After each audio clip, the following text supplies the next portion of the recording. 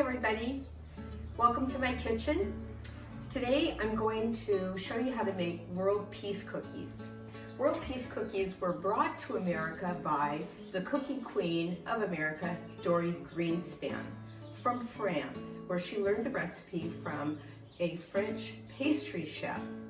The cookie, which is actually depicted on the front of this book, World Peace, was actually had a different name originally, but after Dory gave one of these cookies to her neighbor, he said it should actually be called World Peace rather than a Kurava. The kind of cookie that World Peace is called a sablé. So it is a French cookie, and sablé is French for sandy, and that refers to the slightly crunchy or grainy texture that the cookie has. And that texture comes from the brown sugar that I'll be putting into the recipe. It also has a kind of a little bit of an extra salty taste. So if you're a person who likes chocolate and sea salt caramels or something like that, you'll really love this. This is a really intense chocolate cookie, and I hope you're going to enjoy it.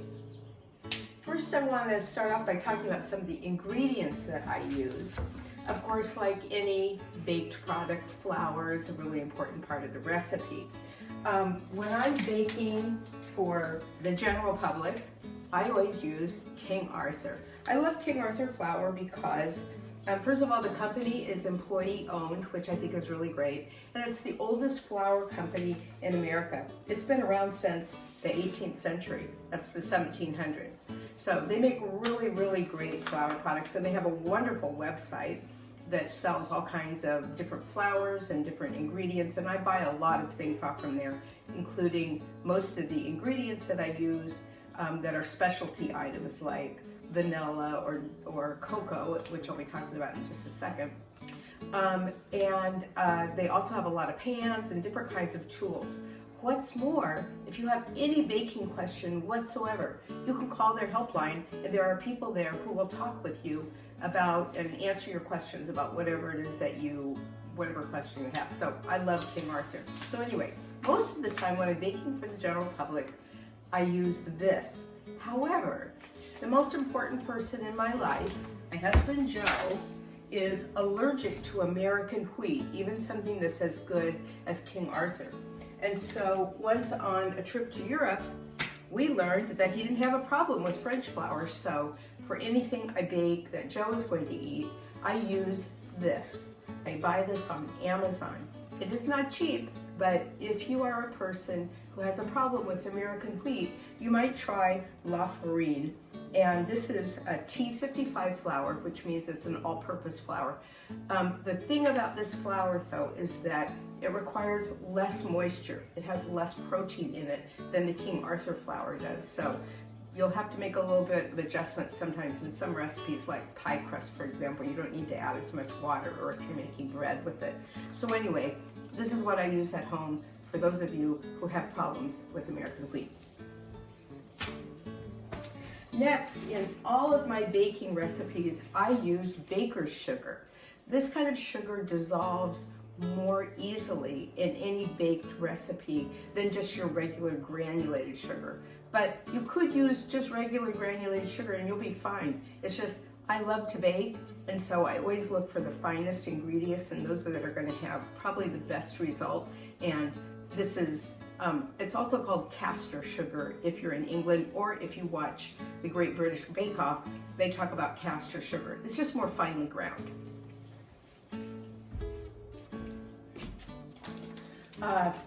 Here's the brown sugar. I buy a lot of this kind of stuff just at Trader Joe's, as you can see. The recipe calls for chopped chocolate, and so this is whenever I have a recipe that calls for chopped chocolate, I always use this Trader Joe's bar. It's not easy to chop because it's so thick, but it does have a really good chocolate content. I think it's about 65% cocoa, and that's what you want if you want real good chocolate flavor. This recipe calls for sea salt. Here's one that I use. I bought this like 10 years ago. That's how long it's lasted. It's from hand harvested from Ile de Ré, which is one of the famous sea salt producing areas of France. You buy this at Williams Sonoma. You can also buy it online at Amazon, although the container doesn't look like this, but it's the same thing.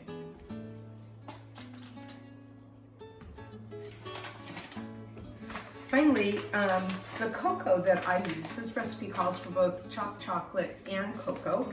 And King Arthur Flour sells several different kinds of cocoa. I like the one that's called Triple Blend. It has just regular Dutch processed cocoa in it. I think it has a little bit of red cocoa in it maybe, but it also has some black cocoa in it.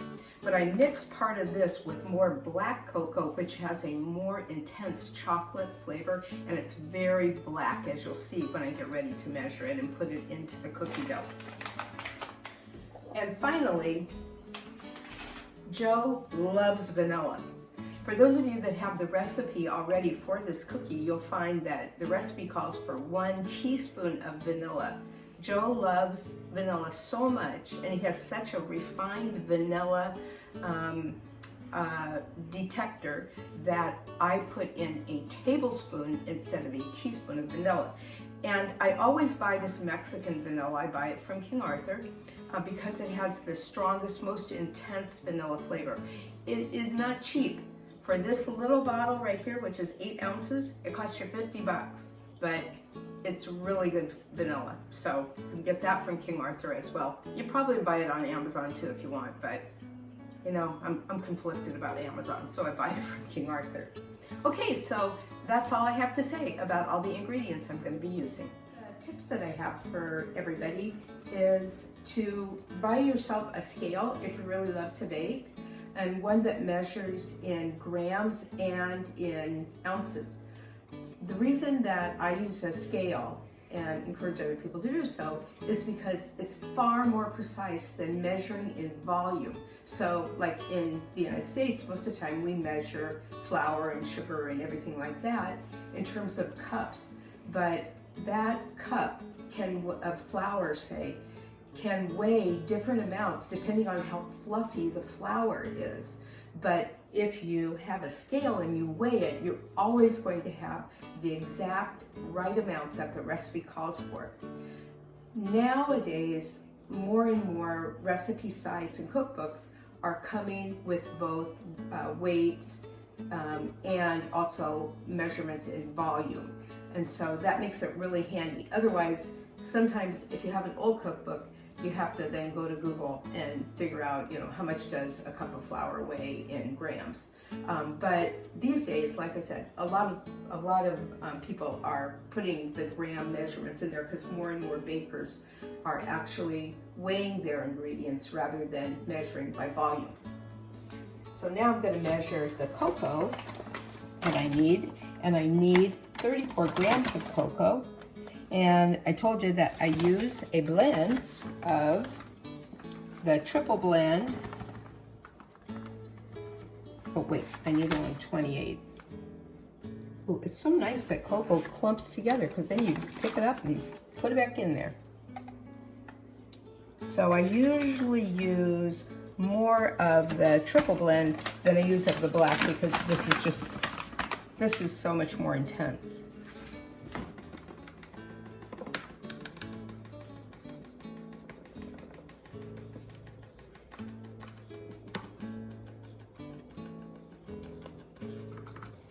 Come on out of there, not the end of the bag.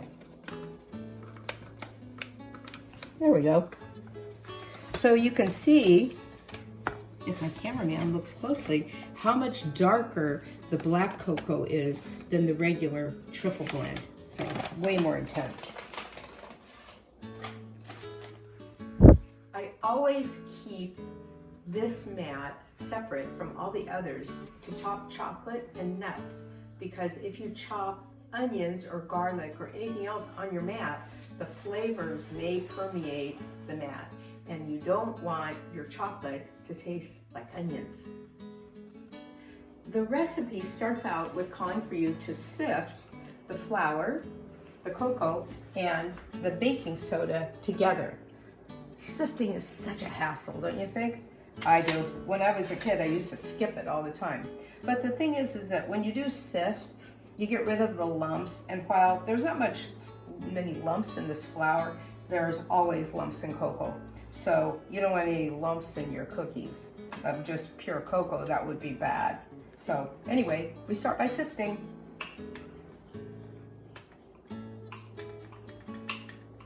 What do you have on the counter, Denise? Oh, I have, I sift onto wax paper, because then you can just pour it into the mixing bowl. So a little bit of that, got your cocoa, put a little bit more flour in there. I put the baking soda already into the flour. Oh, no, I didn't. Here it is. Sitting right there beside it. So then we sift away. I bought a new sifter. It just hasn't come yet because I don't like this one. It only works sort of. Gets rid of the lumps, but it leaves some of the cocoa in there. And you can see it leaves lumps in there. That's a bummer. Then you got to get your hand in there and kind of press them down. So that's why I'm waiting for a new sifter. I couldn't wait for Santa Claus. I had to get it myself. And I did order it for anything like it. All right, that's pretty good. All right, the first thing that you do after you're done sifting the flour and the sugar and the cocoa and the baking soda together is you put your butter into your mixer. I have this stand mixer, a KitchenAid. It's my second one. I thought I wanted one, and the bowl does this, comes up to the mixer, but actually it's kind of a pain. So if you're getting ready to buy one where the lid, where the mixer head flips up, because it's easier to get in the bowl. All right, so you put the butter in there, and then you put both of the sugars that you can see in the recipe, brown sugar and the white sugar or caster sugar, whatever you want to call it. All right, and then we bring the mixer bowl up, and now we beat it.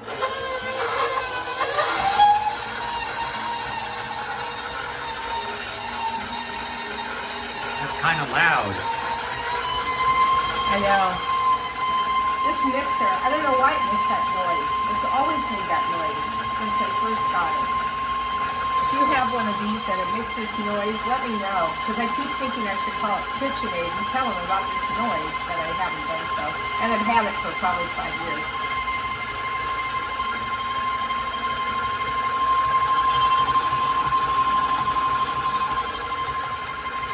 So that's what the dough looks like before you put the dry ingredients in there, all the flour and the cocoa and the baking powder.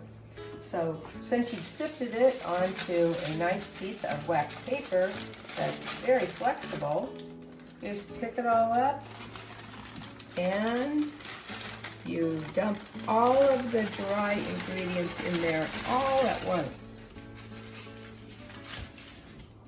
Now what you want to do is you want to be kind of careful because there's so much dry ingredients in here. If you turned the mixer on full bore, it would create a cocoa cloud all around you.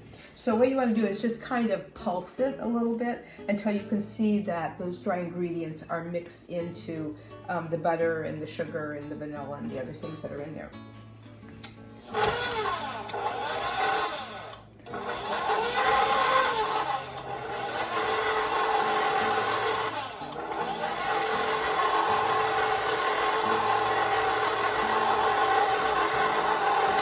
Then once it's getting kind of wet, then you can just turn the mixer, but don't turn it on, you know, full bore, like I said, because it will still create a cloud. So you don't want to over mix. It's really important when you're making cookies or cake or anything like that. You want to just get it so that the ingredients are incorporated. So that's the stage that we're mixing to here.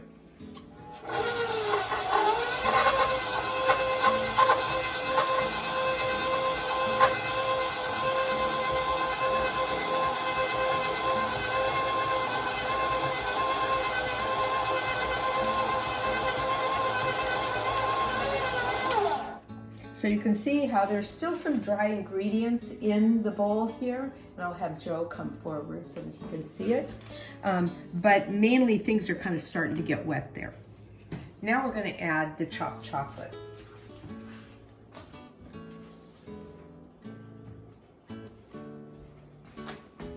And once again, you just dump it all in there. And that's one of the things that's nice about these flexible mats is you can kind of cart them around and bend them.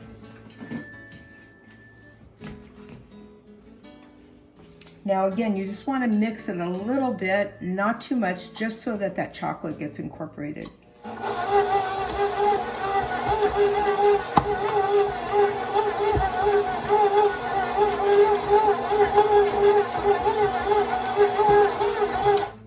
Because the problem is, if you mix it too much, things get tough, and nobody wants to eat a tough cake or a tough cookie. So that's it. That's pretty much. I'll do a little bit more mixing now, just by hand, because I can see that there's some dough here on the beater that's not been mixed in. And then we're going to put it in the freezer to freeze. When I'm done mixing everything, I like to go back through the list of ingredients just to check to make sure that I put everything in there, because there have been times when you're making cookies and you forget to put in salt or something like that. One other thing I would say about these cookies, that if you know somebody who's allergic to eggs, this is a very good recipe because there are no eggs in here. So, tip. I will. Oh, sorry, didn't know you were on. All right, so I have everything mixed up, and now what I do is I drag out my handy scale again, and I weigh the dough, because what you're going to do is you're going to put this, shape it into 2 logs, and freeze it for 2 hours, or you can put it in the refrigerator for 3 hours, because it's quite soft, and so you want it to firm up because you're going to cut them into little rounds. So I weigh it, and right now it says I have about 672 grams, 677. So I don't know, that must be like 343 or something like that. 343, yeah, per log. So now I'll just divide it, and I'll do that next. Okay, so I divided the dough in 2, and now, I have a piece of plastic wrap here. And so now what you want to do is you want to shape it into a log. Now the recipe says your log should be like 1.5 inches in diameter. But if you're making cookies like I do at Christmas time, where I have a lot of different cookies in a box, those cookies are too big because they end up being like this big.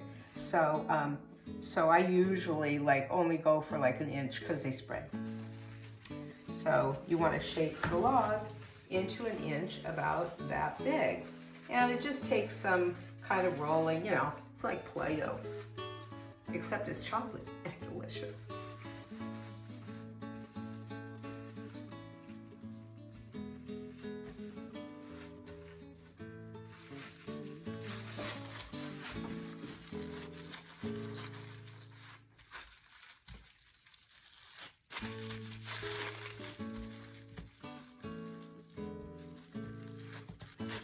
And I just use my finger because my mom told me one time that your first knuckle is about 1 inch. So that's what I always use. It's like, how close am I to 1 inch? Rather than getting out a ruler or something like that. Although I have been known to look at the ruler too, but that's pretty close. So now we have them all rolled into their pretty little logs, and now we're going to put them in the freezer for 2 hours, and that way Joe can get his world peace cookies more quickly than if I just put it in the refrigerator. Refrigerator, 3 hours to chill. Freezer, 2 hours to chill. Okay, our cookies are all nice and firm now, the dough, and now it's time to bake. So I like to use parchment paper. You know, the old-fashioned way was you'd put Crisco or something like that on the cookie sheet, but this is way cleaner because if the cookies don't actually kind of melt or make a mess or whatever, you just throw the parchment paper away and kind of wipe off the sheet and put it away, and it still looks good. So anyway, line your sheet with parchment paper. Then what you do is that, or what I do, is I take the cookie dough roll and I mark off 1/2-inch sections because that's how big you cut the cookies. So I mark it ahead of time with this handy dandy ruler my husband made for me. Cut it off from a yardstick that he got from Lowe's, which is very handy. So I go through and I cut the whole, mark the whole log, and then you just cut the cookies and you place them about 2 inches apart on your cookie sheet here. And then when I get it all cut, and then I'll put it in the oven for 12 minutes. When they come out, they look kind of soft, as you'll see. And so you just let them sit there for a little while before you take them off and finish cooling on a rack. So I'll finish this and then we'll put them in the oven.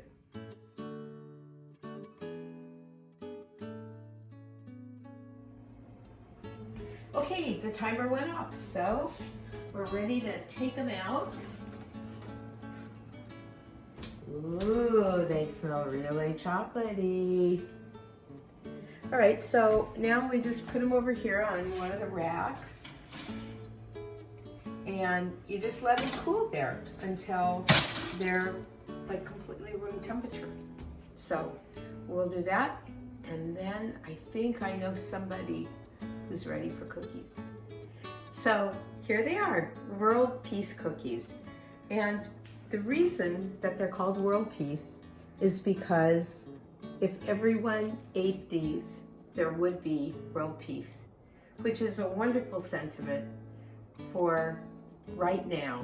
So make them, give them away, and then maybe we can have world peace.